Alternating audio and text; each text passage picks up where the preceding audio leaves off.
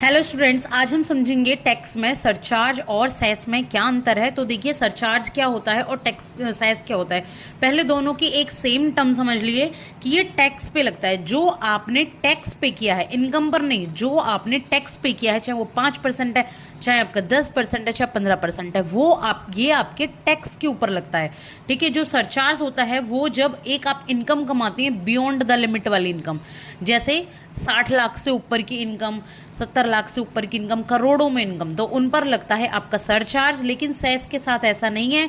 Cess वही person देगा जो भी पर्सन टैक्स पे कर रहा है, उसको सेस तो देना ही देना है। तो यहाँ पे जो सरचार्ज पे कर रहे हैं उनको भी सेस देना है और सरचार्ज भी देना है। लेकिन सेस देने वाले को जरूरी नहीं है कि वो उससे सरचार्ज देना पड़े। Surcharge beyond the limit income पर लगता है। जैसे 6 लाख रुपए कमा रहे हैं, 60 लाख रुपए कमा रहे हैं, तो 3,000 रुपए का यहाँ पे सरचार्ज लग जाता है। और गवर्नमेंट इस सरचार्ज को या सेस को शेयर नहीं करती स्टेट्स के साथ, और ये कंसोलिडेटेड फंड ऑफ इंडिया में जाता है और ये भी कंसोलिडेटेड फंड ऑफ इंडिया में जाता है। इस टैक्स का, सरचार्ज का हमें नहीं पता गवर्नमेंट करती क्या है, लेकिन 10% सोशल वेलफेयर के लिए जाता है। जब भी कस्टम ड्यूटी पर लगता है, जब बाहर से गुड्स मंगाए जाते हैं, इंपोर्ट कराए जाते हैं, तो ये जो 10% है वो सोशल वेलफेयर की स्कीम्स पर ये वाला टैक्स जाता है। लेकिन सेस का एक क्लियर ऑब्जेक्टिव होता है।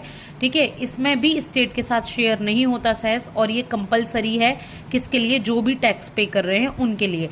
और ये हायर एजुकेशन और हेल्थ को 4% सेस जाता है। जैसे आपने टैक्स भरा है 15,000 का, 10,000 का टैक्स मान लेते हैं, आपने टैक्स भरा है 10,000 का, तो 4% टैक्स आपका किसके लिए जाएगा, 400 रुपये, ये आपका जाएगा सेस। क्या जाएगा आपका, ये सेस जाएगा ही जाएगा। ठीक है। आई होप कि आपको सरचार्ज और सेस समझ आगे होंगे। सरचार्ज लगता है आपकी इनकम पर, ठीक है, बियॉन्ड द लिमिट, जब आप एक इनकम कमा रहे हो और जो उसका टैक्स पे कर रहे हो उस पर। लेकिन सेस लगता है जिसको भी टैक्स पे करना है उस सभी के ऊपर, 4% का। Thank you so much.